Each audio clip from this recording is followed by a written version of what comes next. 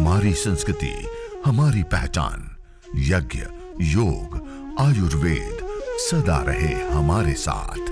भारत के प्राचीन ग्रंथों एवं आधुनिक विज्ञान का दिव्य संगम, यज्ञ महिमा।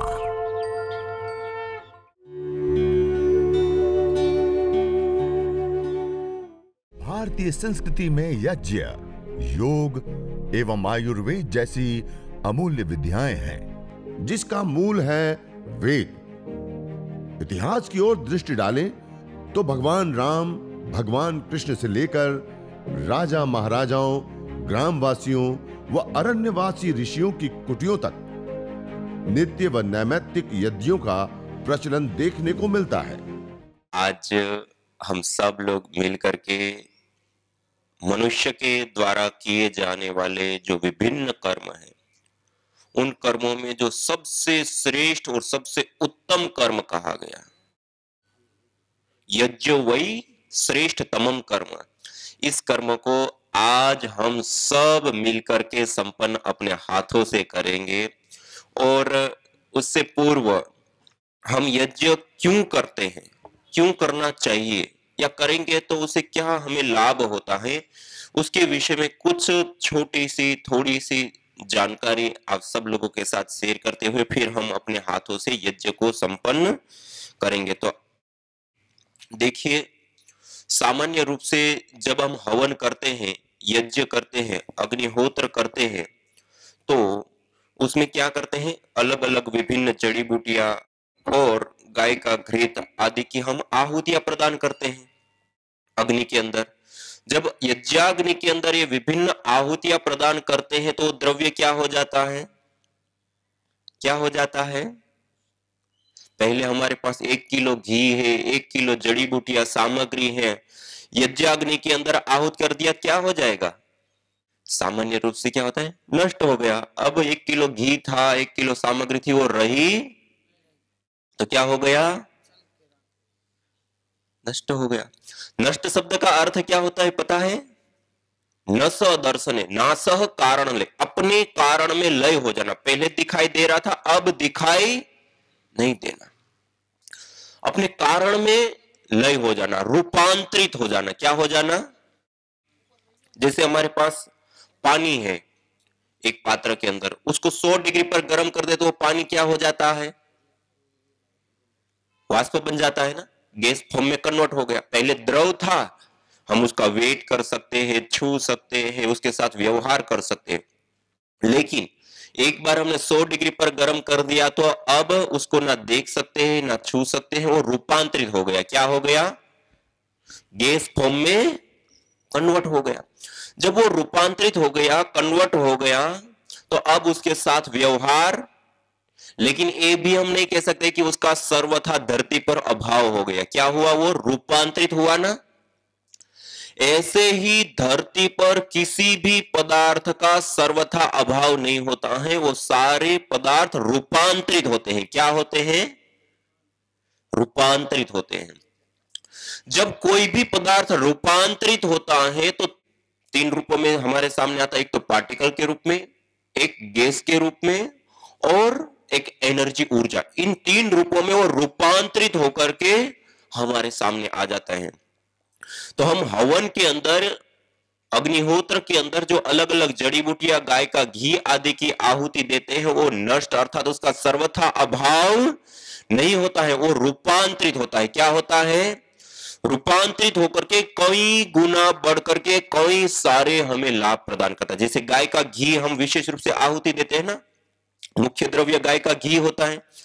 जब गाय के घी की हम यज्ञाग्नि के अंदर आहुति प्रदान करते हैं तो गाय का घी जब रूपांतरित होता है, गैस फॉर्म में कन्वर्ट होता है, तो 1864 गुना बढ़ जाता है। कितना गुना बढ़ जाता है? कई गुना एक साथ बढ़ जाता है। और उतना बढ़ने के साथ साथ गाय के घी के अंदर सैचुरेटेड फैटी एसिड होता है, उसके जलने पर कीटोन्स बनते हैं और कीटोन्स के टूटने पर कार्बन की अपेक्षा 6 गुना ज्यादा हमें ऑक्सीजन भी मिलता है। और उस यज्ञ के जो धूम्र को जब एनालाइज किया गया तो उसके अंदर कई सारे प्रकार के मॉलिक्यूल्स, कंपोनेंट्स, फाइटोकेमिकल्स एक साथ हमें प्राप्त होते हैं जो हमें आरोग्य देने वाले होते हैं, हमें स्वास्थ्य देने वाले होते हैं। मानी यज्ञ का जो धूम्र होता है वो हम सब के लिए और इस प्रकृति के लिए बहुत ही बड़ा उपयोगी और हितकारी होता है, जैसे मैंने कहा ना। और सामान्य रूप से हम यज्ञ करते हैं, हवन करते हैं, तो ये तो आपको कहा ना, 1 ग्राम यदि गाय के घी की आहुति देते हैं तो कितना हो गया? 1864 गुना, मानी 1 लीटर 864 ml गैस प्राप्त हुई। कितनी गैस प्राप्त हुई? 1 लीटर 864 ml गैस प्राप्त हुई। अब जो इतनी मात्रा में हमें गैस प्राप्त हुई, इस गैस को जब हम खुले वायुमंडल के अंदर छोड़े तो कितना प्रभाव देती है पता है? हम अपने घर के अंदर रूम स्प्रे का प्रयोग करते हैं, बहुत सारे लोग करते होंगे। 300-350 ml का रूम स्प्रे हो और उसका जब हम प्रयोग करते हैं तो वो लगभग साल भर चल जाता है। मानी छोटा सा कमरा है, हम सुगंधित करते हैं, लगभग साल भर चल जाता है। मानी 365 कमरे 300-350 ml गैस सुगंधित कर देती है। हम 1 ग्राम गाय के घी की आहुति देते हैं तो 1 लीटर 864 ml गैस प्राप्त होती है। कितनी? तो 300-350 ml से 300-350 कमरे हम सुगंधित कर सकते हैं, तो 1 लीटर 864 ml से कितने कमरे सुगंधित कर सकते हैं? कितने कर सकते हैं? और हम क्या 1 ग्राम गाय के घी से हवन करेंगे?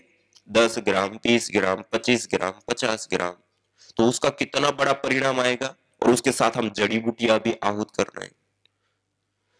कहने का अभिप्राय है कि जिस यज्ञ को अभी हम करेंगे वो यज्ञ बहुत मल्टीपल हमें लाभ देने वाला होता है, कई गुना लाभ को बढ़ा देता है।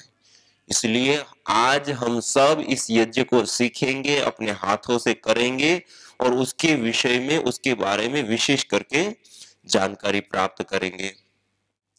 तो इस प्रकार हम ये यज्ञ, हवन, अग्निहोत्र हम जो करते हैं उसके कई सारे बेनिफिट, कई सारे लाभ हमें प्राप्त होते हैं।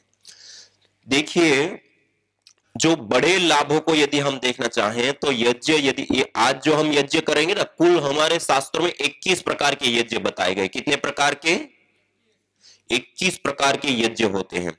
उन 21 प्रकार के यज्ञों में विशेष यज्ञों के लिए हमें पुरोहित की, विशेष जानकारी रखने वाले व्यक्ति की आवश्यकता होती है विधि के लिए। लेकिन आज हम जिस यज्ञ को सीखेंगे वो देव यज्ञ और चिकित्सा यज्ञ सीखेंगे। कौन से यज्ञ सीखेंगे? हाँ, अभी हम जो सीखेंगे वो देव यज्ञ और चिकित्सा यज्ञ सीखेंगे। ये 2 यज्ञ ऐसे यज्ञ हैं, इन यज्ञों के लिए हमें कोई ब्राह्मण, पंडित या पुजारी की आवश्यकता, हम स्वयं अपने हाथों से कर सकते हैं। लेकिन विशेष याग होते हैं, विशेष यज्ञ होते हैं, तो उसके लिए हमें विशेष व्यक्ति की आवश्यकता होती है। लेकिन आज जिस यज्ञ को हम सीखेंगे, करेंगे, वो छोटा सा यज्ञ होता है, थोड़ा सा यज्ञ होता है, और उसके लिए हमें विशेष व्यक्ति की भी आवश्यकता नहीं होती। और इतना सा छोटा सा यज्ञ यदि हम करते हैं तो उसके कई सारे लाभ होते हैं। यज्ञ करने पर सबसे पहला लाभ हमें प्राप्त होता है, हम जिस अथाह वायु के समुद्र के अंदर श्वास लेते हैं उसके अंदर 2 प्रकार के पार्टिकल पाए जाते हैं। कितने प्रकार के? कितने प्रकार के? हाँ, 2 प्रकार के पार्टिकल पाए जाते हैं। एक होते हैं धन आवेशित कण और एक होते हैं ऋण आवेशित कण। जहां पर शहरीकरण है, औद्योगिकीकरण है, भीड़ भाड़ वाले इलाके हैं, ऐसे स्थानों पर धन आवेशित कणों की बाहुल्यता स्वाभाविक रूप से पाई जाती है।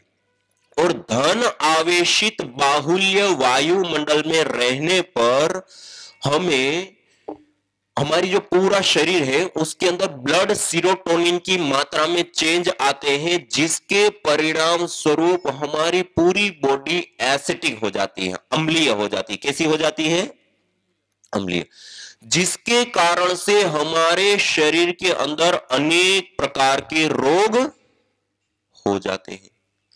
और दूसरा होते हैं ऋण आवेशित कण, जहां पर पेड़ पौधे, झरने, नदी, तालाब, समुद्र के तट या फिर घना जंगल हो, पहाड़ी क्षेत्र हो, ऐसे स्थानों पर स्वाभाविक रूप से ऋण आवेशित कणों की बाहुल्यता पाई जाती है।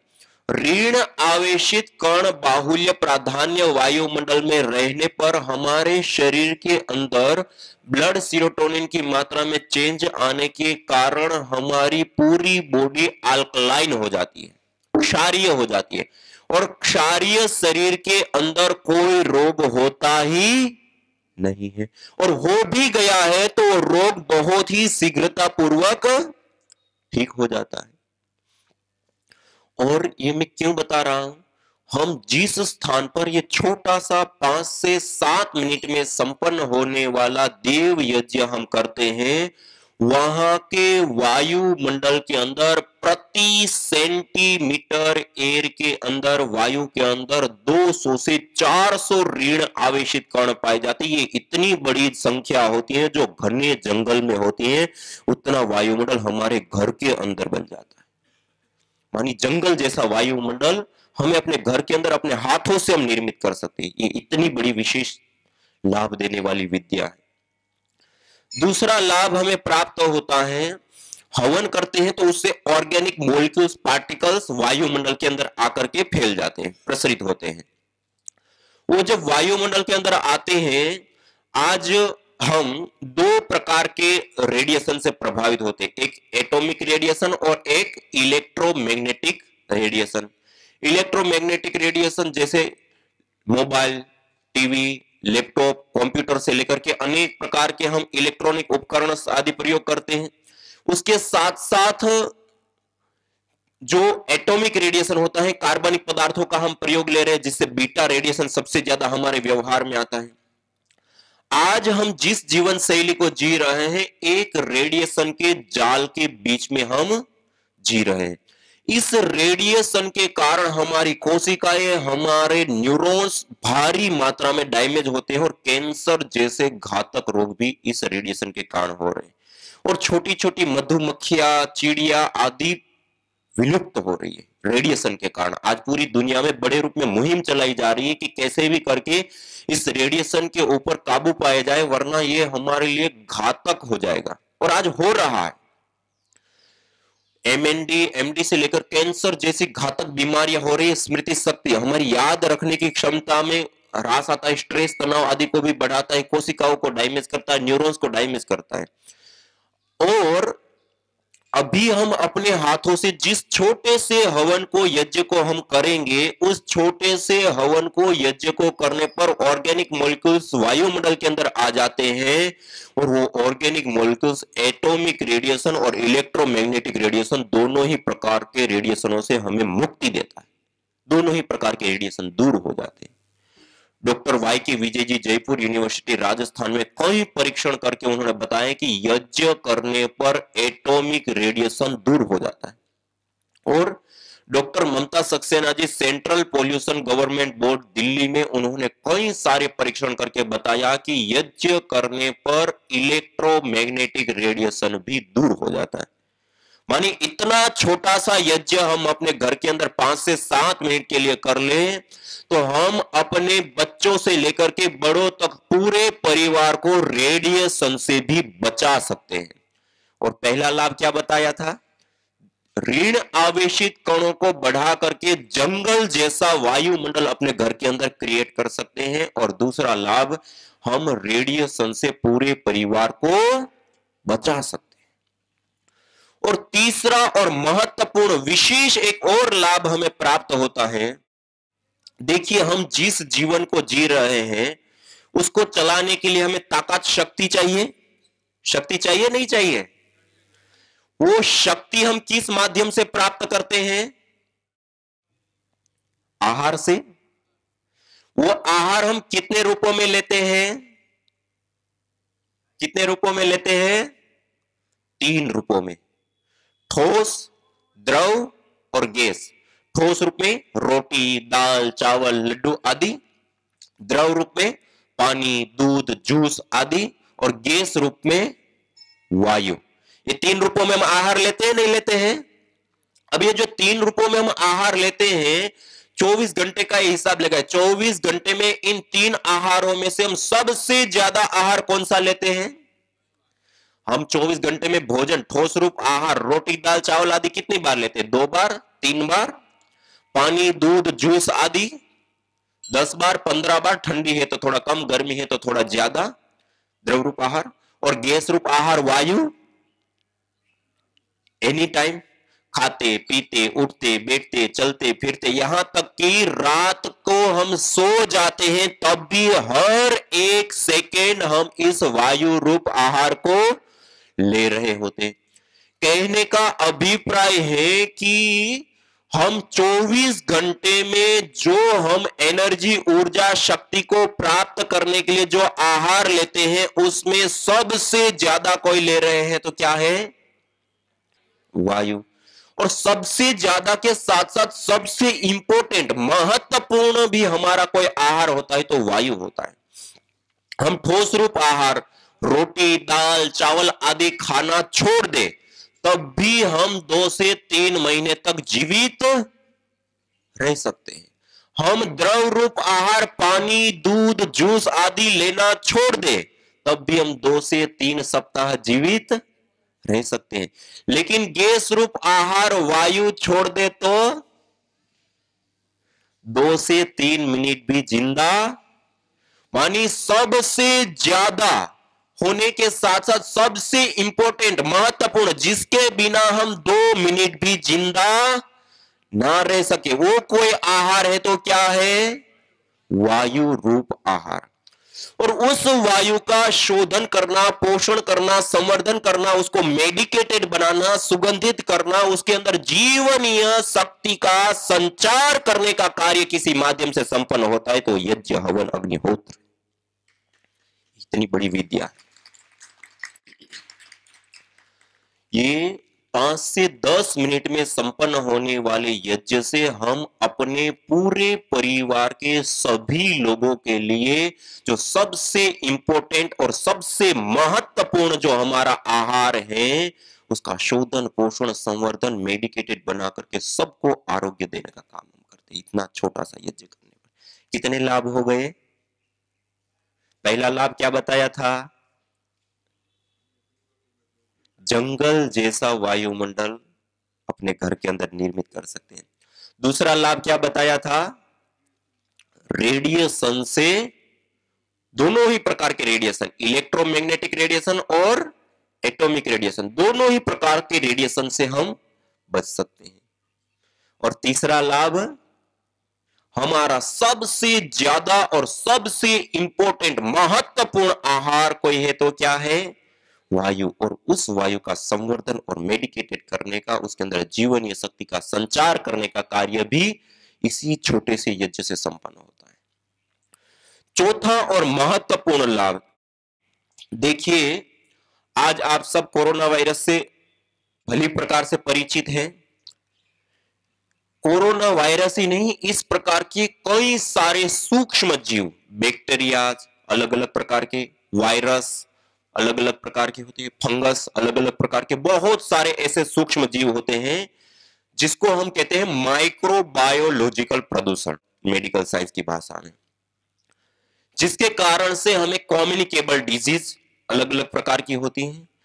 बैक्टीरिया वायरस और फंगस जनित बीमारियों के कारण आज पूरी दुनिया कई हजार करोड़ की दवाइयां खा जाती हैं, उसके बावजूद 2.25 करोड़ लोग मौत के मुंह में समा जाते हैं। कितने लोग? 2.25 करोड़ लोग हजारों करोड़ की दवाइयां खाने के बावजूद। और ये 2.25 करोड़ लोगों की मौत का जो कारणभूत बैक्टीरिया वायरस फंगस आदि हैं, उसको लिया गया पतंजलि रिसर्च इंस्टीट्यूट PRI में। और हम जो ये अभी छोटा सा जो हवन करेंगे ना, उस हवन को करने पर जो धूम्र उठता है, उस धूम्र को पहले केमिस्ट्री लैब के अंदर एनालाइज किया गया। GC, MS, MS, gas chromatography, mass spectroscopy, एक गैस को माइक्रो लेवल पर एनालाइज करने की एक तकनीक होती है, उसमें जब एनालाइज किया गया तो इस यज्ञ के धूम्र के अंदर भारी मात्रा में एंटी माइक्रोबायल एक्टिविटी देने वाले कंपोनेंट्स पाए गए। उसके बाद इस धूम्र को उन जो 2.25 करोड़ लोगों की जान जा रही है, उन बैक्टीरिया, वायरस, फंगस आदि को माइक्रोबायोलॉजी लैब के अंदर ग्रो करके और उसके ऊपर इस धूम्र को जब दिया गया, केवल मात्र 5 से 7 मिनट के इस यज्ञ के धूम्र से 65% से लेकर के 96% तक बैक्टीरिया, वायरस, फंगस आदि नष्ट हो गए। इस 5 से 7 मिनट के यज्ञ से। हम आज जिस फोन का प्रयोग कर रहे हैं ना, आपको जानकर के आश्चर्य होगा, हमारे घर के अंदर टॉयलेट सीट के ऊपर जितने घातक और बड़ी मात्रा में बैक्टीरिया होते हैं, उससे भी ज्यादा घातक और बड़ी मात्रा में बैक्टीरिया हमारे मोबाइल के कवर के ऊपर और मोबाइल के ऊपर होते हैं। हम कभी धोए उसको, कभी साफ करते हैं, और दिन में कितनी बार छूते हैं उसको? खाते हुए, चलते हुए, फिरते हुए, किसी दूसरी चीज को छुए, फिर वापस छुए, कितनी बार छूते हम गिन के नहीं बता सकते। न जाने कितनों ने आहुतियां दी इन अमित्र रोगों के संतापों से, है वर्तमान भी आज दुखित, न पूछो भविष्य के प्रकोपों से। प्रत्युष पावनी होती जहां यज्ञानुष्ठान घर आंगन में, वहां मनुष्येतर सब झूमते शांति भरे सुख आनंद से।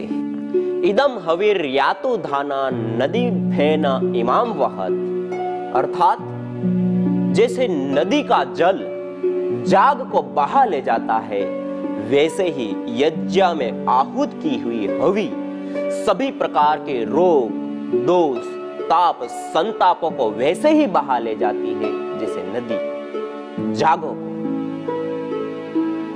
10 साल पुराना केस है हार्ट का, और मैंने स्वयं इनको देखा 10 साल पहले, तो एकदम लकड़ी हो गई थी, एक बिल्कुल ऐसी ऐसा हड्डी दिखाई देती थी, और इनको डॉक्टरों ने बोल दिया था कि अब ये बचेगी नहीं, अब ये अंतिम ये है, अगर तुमने ऑपरेशन नहीं करवाया तो थोड़े दिन की मेहमान हो। अब उनके स्वयं मुंह से सुनेंगे कैसा लगा यज्ञ में आने के बाद। मुझे अटैक आया था, ये मुझे बाद में मालूम पड़ा, मेरे को चक्कर आया, मैं गिर गई, तो मुझे भक्ति वेदांता हॉस्पिटल में, पहले साईं में नीचे मैं एडमिट किया, वहाँ से बोला कि सीरियस केस है, उसने 5-6 घंटा ट्राई किया, लेकिन उसके बाद मुझे भक्ति वेदांता में भेजा। तो 3 दिन के बाद मुझे होश आया। डॉक्टर लोगों ने टोटल घर वालों को जवाब दे दिया, बोला भी ऊपर वाले के हाथ में, लेकिन भगवान की कुदरत है कि मैं आज भी जिंदा हूँ डॉक्टर साहब की वजह से। मैंने बोला कि मुझे ऑपरेशन कराना नहीं है, वो टाइम पे हमारी हस्ती भी नहीं थी इतनी, लेकिन फिर सब लोगों ने बोला कि कैसे चलेगी, मैंने बोला अभी भगवान के ऊपर मैं छोड़ देगी। 1 हफ्ते के बाद हमारे नेबर है ना, उसने बोला एक काम करो ना, तो इधर हवन में जाया करो। फिर मैंने ना थोड़ा थोड़ा हंसते, पहले रिक्शा में आती थी, ऐसा कर करके बैठना सीख गई। फिर वहीं पे मैंने ये किया, करीबन 1 महीना गया, 2 महीना गया, मेरे में रिकवर आने लगा। करीबन मेरे को 2 साल के बाद वापस में मेरे को बोला कि आप एक बार चेकअप तो कराओ ना, देवेंद्र सिंह ने बोला। मैंने बोला ठीक है, मैं करा देती हूँ, लेकिन मुझे भगवान की दया से कुछ भी नहीं निकला। और वो डॉक्टर हैरान हो गए, क्या बात है, आप जो 15 दिन जीने वाली औरत आज इतने सालों से आज मैं आप सबके सामने हूँ। एक लड़का है, मैं इसका भी इंटरव्यू करवा दूँ, ये साक्षात है, ये जब चलता था तिवारी बहन जी ने भी इन्होंने देखा, वो ऐसे चलता था ये, तो ये जो है गिर जाता था बेचारे को, सीधा साधा, और बोलता भी, स्पीच साफ नहीं आती थी बिल्कुल। तो इसको मैंने एक दिन बोला तू यहाँ पे आया कर बेटा, यहाँ हवन में बैठा कर। उस दिन से ये हवन में आने लगा, हवन आवाज ऐसे ऐसे बोलता था धीरे, तो मैंने कहा तू इसमें बैठा कर, रोजाना आने लगा कंटिन्यूअस। उसका परिणाम क्या हुआ, स्पीच भी थोड़ी आने लगी, और आज मंत्र सुनाएंगे आपको, चलो खड़े हो जाओ, तुम्हारे सामने ये बोल के सुनाएगा, ओम भूर्भुवः स्वः तत्सवितुर्वरेण्यं भर्गो देवस्य धीमहि धियो यो न प्रचोदयात्। यज्ञ भारतीय संस्कृति का मूल है। तो आइए हम संकल्प लें, संसार के श्रेष्ठतम कर्म यज्ञ को अपनाएं। पिंड और ब्रह्मांड में संतुलन कायम करने वाले यज्ञ को अपने जीवन का अभिन्न अंग बनाएं एवं प्रकृति मां के प्रति अपने ऋणों को अदा करें। विश्व स्वास्थ्य का एक नारा, यज्ञ से होगा जग उजियारा। भारतीय संस्कृति की अमूल्य विरासत यज्ञ की महिमा को जानने हेतु वैदिक चैनल पर प्रतिदिन प्रातः एवं सायं 11:30 बजे यज्ञ महिमा कार्यक्रम से जुड़े। विशेष जानकारी हेतु संपर्क करें। मोबाइल 9068565306।